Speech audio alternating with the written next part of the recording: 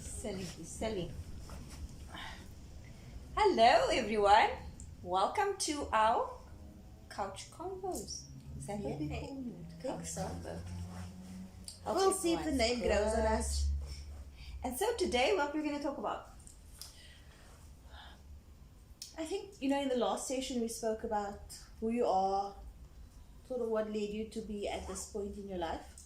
Let's talk about how you find the balance, how we look at balance, or the fancy, schmancy word duality sometimes, but balance.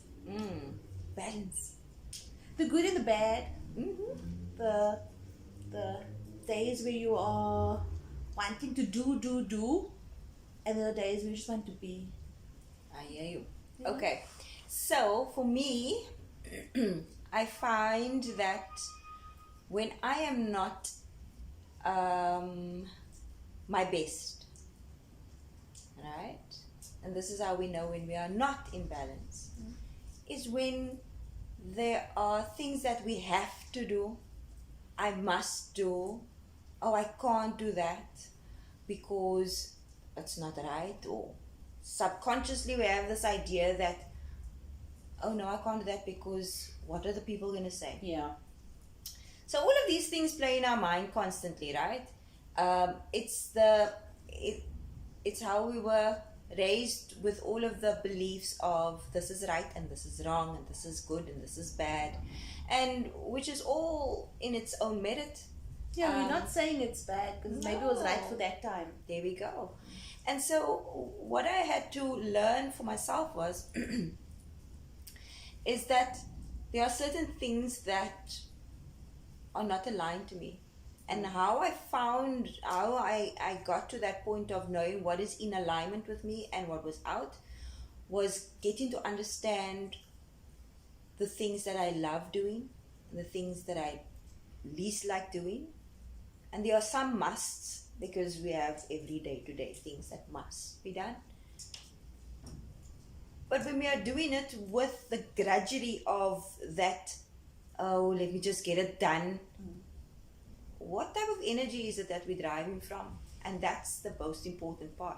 Because when we're driving it from frustration, obligation is also another one. Oh, I have to do this because A, B, and C.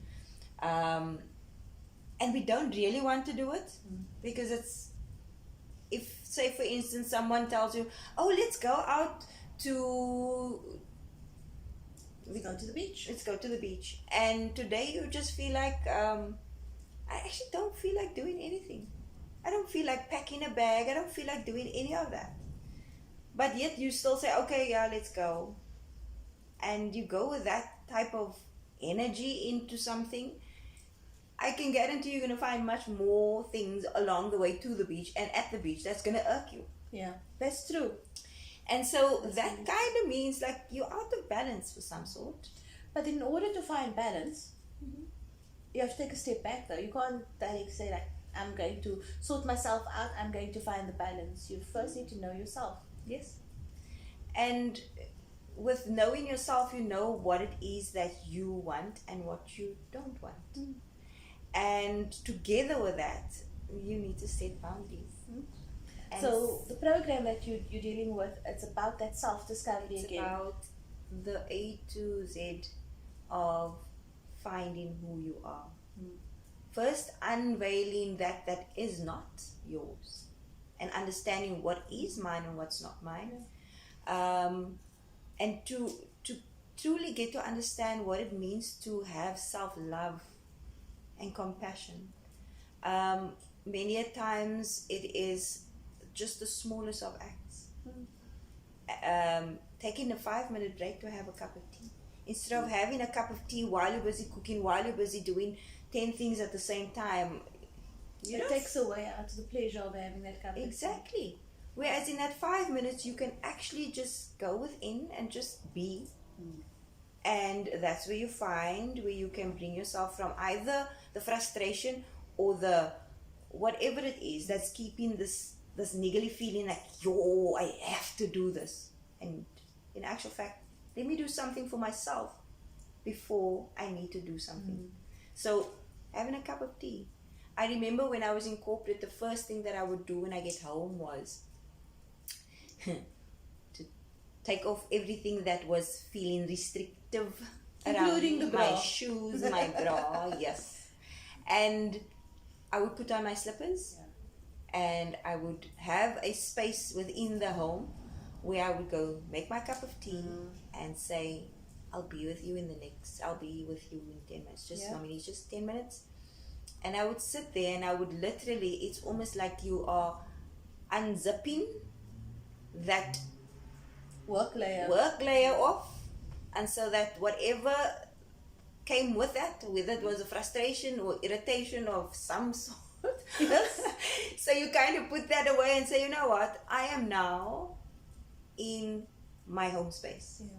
And so that helped me to balance my work and my home life. I would never take her work home. And that was something that I made a promise to myself, because I enjoyed doing my work so much that I would get so into it at home that I would feel guilty after a while because I'm not spending enough time with the kids.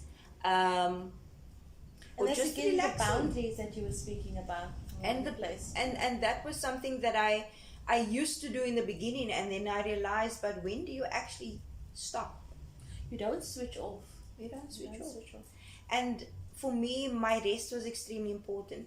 If I was hungry and tired at the same time, we created a word for it and we call it mommy is hangry. Yay. Now, when mommy is hangry, you don't want to be in that space and still ask her another question. And so that was also a part of me feeling like I was out of balance. Yeah. That's what it means to be out of balance, is when you're not doing something with the good intent of your heart Yes. and pureness of just that intent, then you kind of have to take a step back and say, so if I just take 2 minutes for myself to just sit in my stillness, And sort of recalibrate. or even just listen to a song that feels good, so that you can get your energy levels up to a point where I'm loving what I'm doing, Yeah. then you're out of balance. And so that's how, and this is the thing, each and every one of us have our own something that ignites a fire in us. Some of us like cooking, baking. I don't necessarily enjoy baking because there's too much science involved in it, too much measurements and stuff. According to your I can calculations. stir a meal, I can stir a pot, and that again was my way of being creative. Add in this little spice, let's try this one, and so on. Sometimes it doesn't taste so lekker, but it doesn't matter because we had fun doing it. And for me, a lot of what I do is to find the fun and the excitement in each and everything that we do, because then it never feels like it's a slugger of a task. And that part of that is, and when I'm feeling out of balance, I sometimes just sit and I would listen to soft soothing music. When the angry bird is leveling up over here, I know I need to eat, and I honor myself and saying, you know what, I'm going to make myself a lovely sandwich, or I'm going to have a cup of tea, whatever it may be, and not for someone else also, Yes. just for me. Yeah. Honoring yourself also. And my kids needed to learn that, because they are old enough to make their own sandwiches. And so we get to have more balance, not just within yourself, but within the household. And so we help with the workload. And that's also part of it, is to learn how to delegate. To Yeah. actually give someone the responsibility of taking on a task. Something that is not necessarily something that you like, but you know that this person enjoys sweeping, for instance. Yeah. I don't necessarily sweep. I love to sweep because I love to see the floor clean. But I also know that sometimes when my back is aching, I'm going to sweep with drudgery. Yes. And it's not going to be something that I enjoy doing. And then when you find something still laying on the floor afterwards, it'll irk you more than And what it then would. who bears the brunt of that, and that and that and ripples, right? So finding balance means to actually find what brings you joy. and honoring yourself to take that time and make the time. And I can say this, and I know this because we've all used this, and I use it, and I say it as it is actually just an excuse. Because we have how many hours to scroll on social media? Yeah. Or to How binge many watch a hours? series. On series. Whereas, you know what, today I feel like I'm going to do my hair. It's something also nice and soothing. And it's a feel good. It's a feel good. And the more we practice that we are also a priority in the feel good field rather than Yes. just everyone else around us and make them feel good, we deplete in our own resource. And I agree.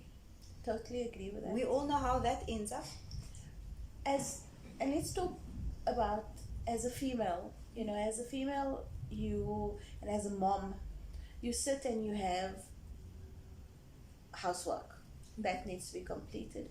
You have the kids' homework that needs to be completed. You have work that needs to be done, and everything else in between.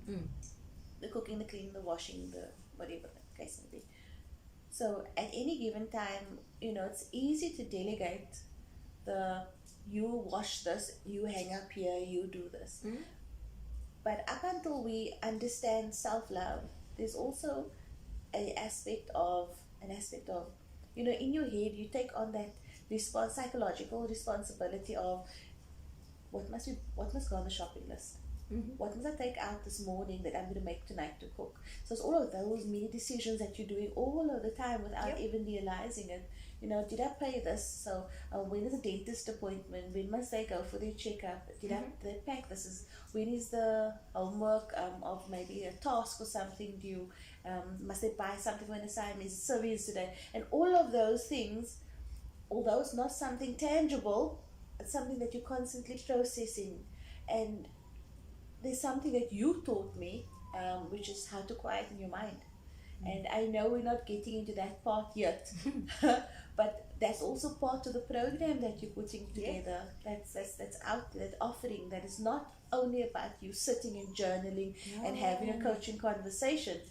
Here's the balance again that we're speaking about. So I find that, and because you mentioned it, I find that when we are sitting in the nothingness, and I say nothingness because when you are meditating, there is so much quiet, still moments where we need to detach from the everyday, the doing.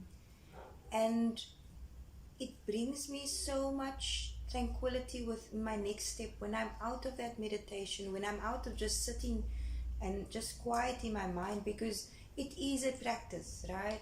And you need to learn how to quiet this mind, because the mind is constantly busy, and it's when you are so overwhelmed with all the things that needs to get done, you find it difficult to calm the mind. You find it difficult to detach from that just for a moment, just so that you can get some sanity back. And I get some people when we're doing this Shakti Flow program, it's I teach people how to trust that you have more control of your mind than what your mind is controlling you. And that's the practice that we need to learn. It's quieting that ego mind in order to get back into heart space. And the heart space is where the divinity lies. And I speak about divinity, I'm talking, and you can reference it to God, the universe, Allah. That is the true essence of who you are. And when you are able to connect there, whatever is going to be unfolding for you next, it comes with so much ease. And many of us, we're going through a chaotic time on the outside, and it impacts us mentally, physically, and emotionally too. And so how do we find that equal ground where we are in control of how we step out in the world? It's not just about, I'm a monk now and No, it's absolutely important for us to find the sanity within, find that serenity within, and tap into the highest of creators. And for me, that has been sure. It saved me from the overwhelm of all of these things that must be done, should be done, can't do this, can do that. No, we just hold up a minute. Yeah. Hold up a minute. Why are we rushing? Why are we rushing? For what? How is it going to benefit us more by being in a calm and more balanced state? To continue doing without the frantic chaos that's surrounding our environment. And I've seen a big difference in so many of my clients and even my children. Because when mommy is calm, Yeah.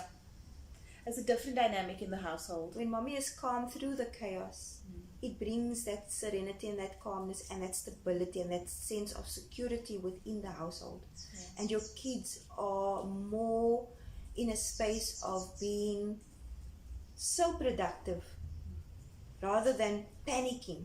Yeah. There's a consistency also Consistency. in your behavior and the consistency in your calmness as well. Mm? It took me a while to get clarity, or at first just calmness and absolute nothingness. But afterwards, somehow sitting in that state of meditation where I'm thinking absolutely nothing, which is, it feels weird. It feels like, how can it be nothing? Because your mind is going at like Like waiting for 150 something. kilometers per minute type of thing. And you what's next? So I think a lot of us are in troubleshooting or firefighting mode. Yeah. And that we sort of fight fires, what needs to be done, and it's what we always talk about. What is your intention? What is your purpose? And that is one of the most important things. Is I do so much of my everyday things with what's the intention. Why do I get up in the morning? What is the bigger picture? I see it, I have the vision. And so every single step that I take is with intention to get closer to what it is that I desire. And we can talk about goal settings and all of these things. And the first pinnacle point is actually to get to that point of clarity. Yeah. And with meditation, there is so much clarity that unfolds, that the questions that you kept on having in your mind cannot be answered because we cannot even fathom the possibilities. Yes. Whereas when you're going into meditation and you're going into stillness, you can stop this record. Definitely. And this is when people constantly say, what you are seeking on the outside is already within you. The answers, we all have our own answers. And there's no right or wrong answers. It is the answer that is necessary or needed for us to be, do, and have in that moment as we move on. So I love doing meditation. I love it. And it wasn't always easy in the beginning with the brains happening, but it comes with practice. And it becomes so easy. I could be sitting on the couch with you right now and I'm in a meditative state. Doesn't mean that I'm not conscious of what I'm saying. It just means that I'm at a space where there is no what ifs, but ifs, could have, would have, should have. No. It just feels right. It's just being. It's just being who you are and being okay within your skin and speaking. And what helped me find the balance as well is with meditation, but a movement too. Yeah. That Ooh. movement. The body is such a beautiful. And I think with me, the and this is where self-limiting beliefs come in. You're looking like, me do yoga, not a chance. Hey, girl. But then you showed me differently.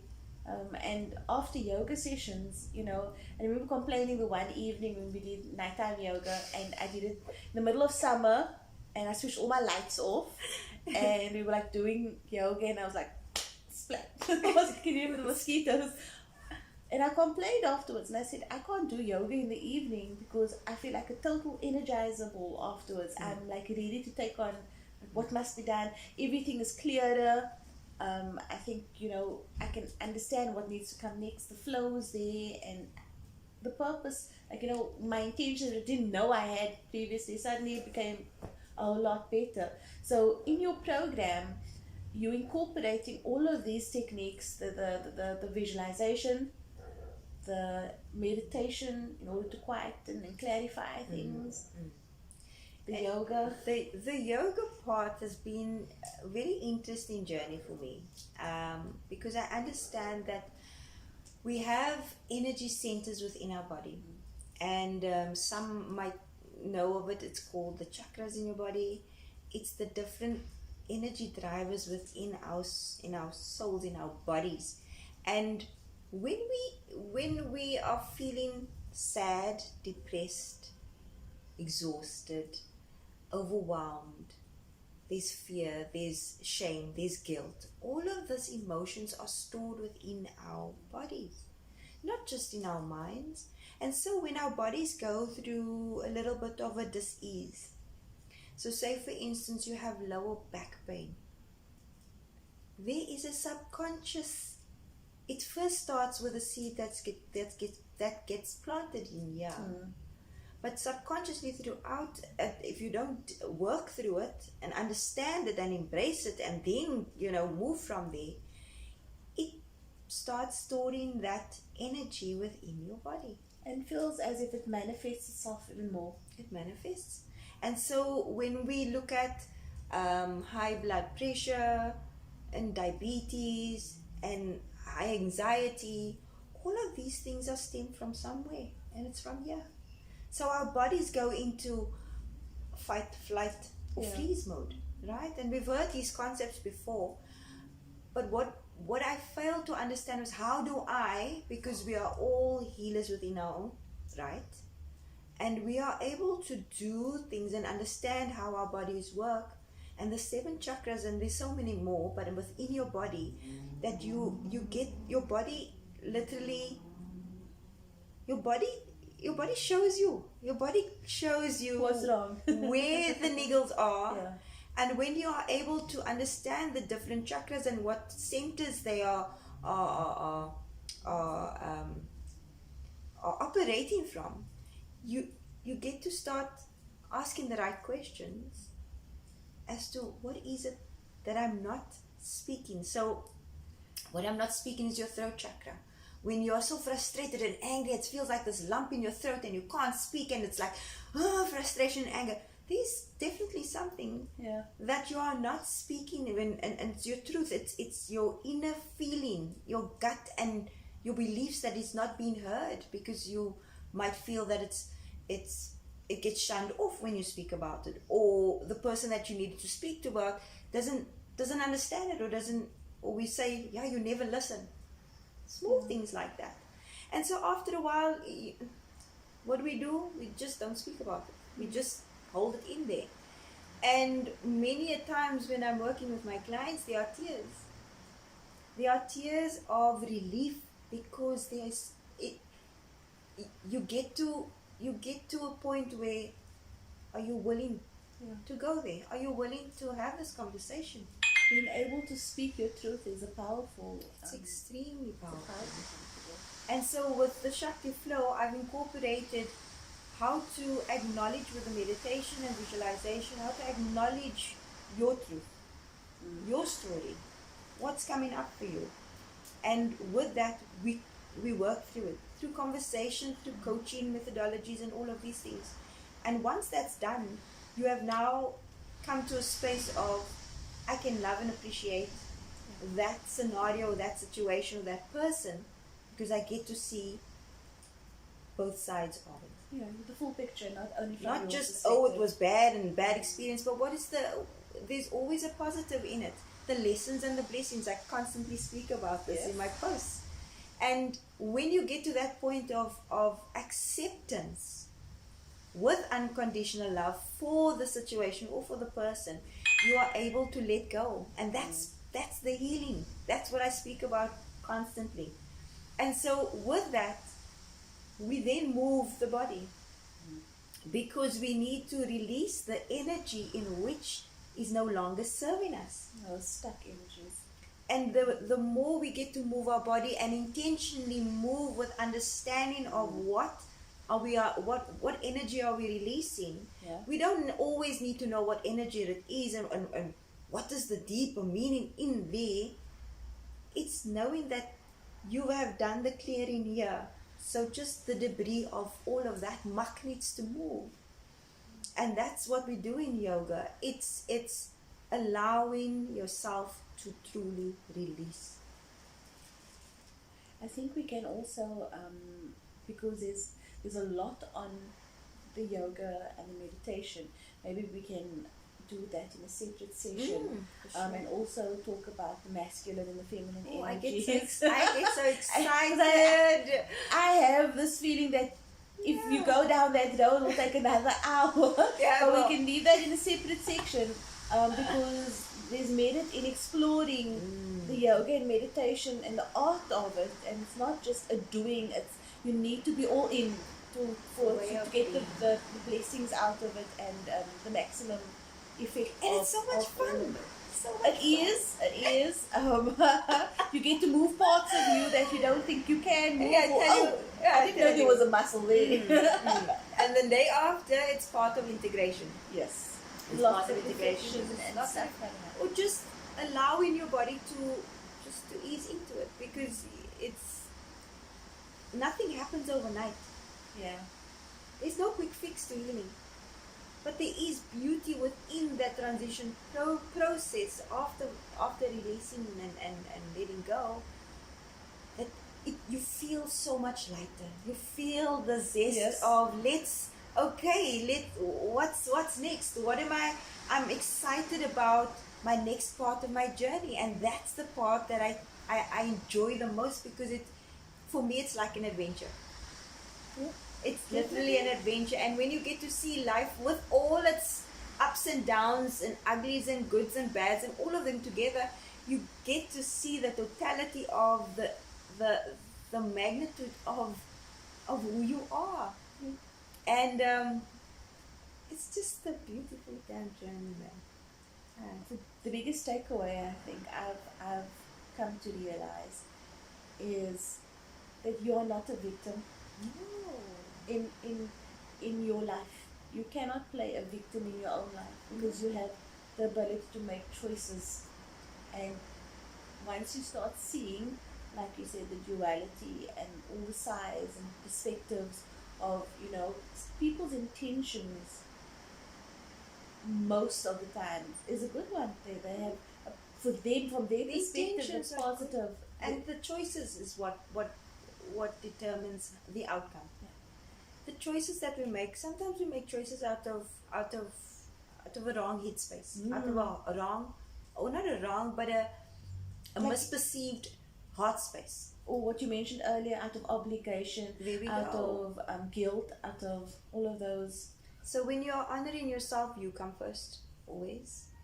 And there's no guilt around, but my kids come first. My kids have been coming first for years.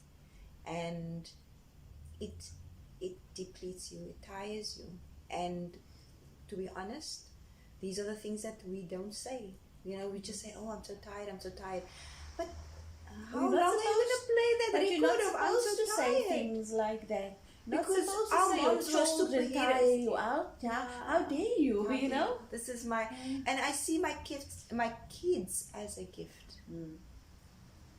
And if I am wanting to cherish that and give them the most of me, I need to be whole in the entire sense of my being.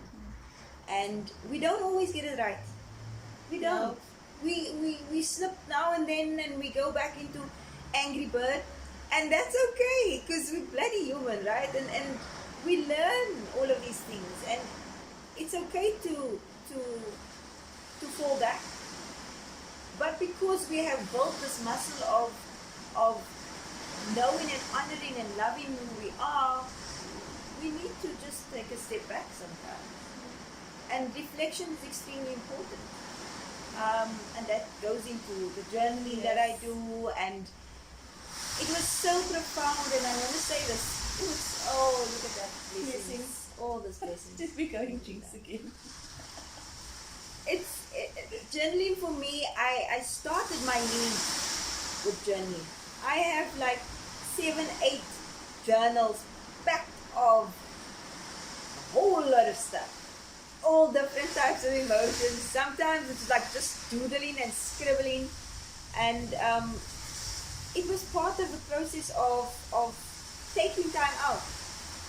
More so than, oh, what am I going to write about? No, sometimes we don't necessarily feel that there's something that's burning to speak about, and that's okay. And doodling is also something that I enjoy doing, so either which way, I still did something I love to do. I think in the next session we can talk about the journaling as part of reflections as well, with the yoga and just clearing your mind. And a lot of these practices are things that you need to identify what brings you joy, and it always comes back to that, because when you are in a joyous state, a beautiful place to be in, everything that you do will be with so much love. When things look brighter and feel better, and just as like nothing can hold you down. Your life becomes a life lived with gratitude and appreciation for each and everything and everyone, and that's my biggest takeaway from all that I've gone through, and my learning and my healing and all of these things. There's always a silver lining, and we don't understand it until we get to see what difference is between bringing things in a balanced state. And so So that is the balance of our time for this session.